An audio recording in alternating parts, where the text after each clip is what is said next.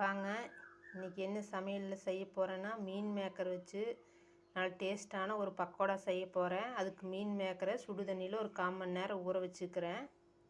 இப்போ பாருங்கள், இந்த மீன் மேக்கரை சுடு தண்ணியிலேருந்து எடுத்து சுத்தமாக தண்ணி இல்லாமல் பிழிஞ்சு ஒரு மிக்சி சாரில் போட்டிருக்கிறேன். இது கூட என்ன சேர்த்துக்கலான்னு பார்க்கலாம். பூண்டு, கொஞ்சமாக பூண்டு சேர்த்திக்கலாம். 2 பச்சை மிளகாய், கொஞ்சமாக பச்சிஞ்சி இது கூட சேர்த்திக்கலாம்.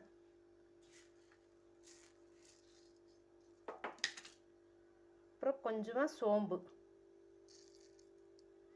இது கூடவே தேவையான உப்பு,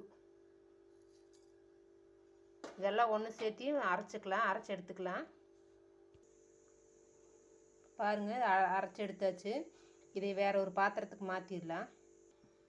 பாருங்கள், அரைச்சதை ஒரு பாத்திரத்தில் மாற்றி வச்சிட்டோம். இப்போ இது கூட என்ன சேர்த்துக்குவோம்னா, பெரிய வெங்காயம் ஒரு அளவான வெங்காயம் ஒரு 2 வெங்காயம், கொஞ்சமாக கொத்தமல்லி தழை, கருவேப்பந்தழை இதெல்லாம் சேர்த்திக்கலாம். இதெல்லாம் சேர்த்தி நல்லா கலந்து விட்டுக்கலாம்.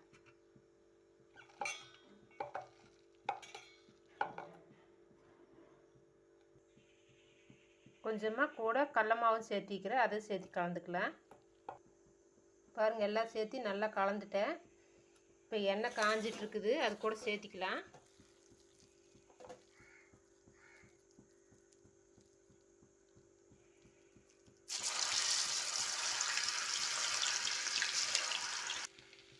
பாருங்கள், நல்லா வெந்துட்டு இருக்குது. வேவிட்டு இப்போ திருப்பி போட்டுக்கலாம். பாருங்கள், இந்த அளவுக்கு வெந்தால் போது. இப்படி இருந்தால் எடுத்துடலாம். பாருங்கள், பக்கோடா ரெடி ஆயிடுச்சு. மீன் மேக்கர் பக்கோடா நல்லா டேஸ்ட்டாக இருக்குது. இந்த மாதிரி நீங்களும் செஞ்சு சாப்பிடுங்க. பிடிச்சிருந்தா லைக் பண்ணுங்கள், மறக்காமல் சப்ஸ்கிரைப் பண்ணுங்கள். அடுத்தடுத்து வீடியோ பாருங்கள்.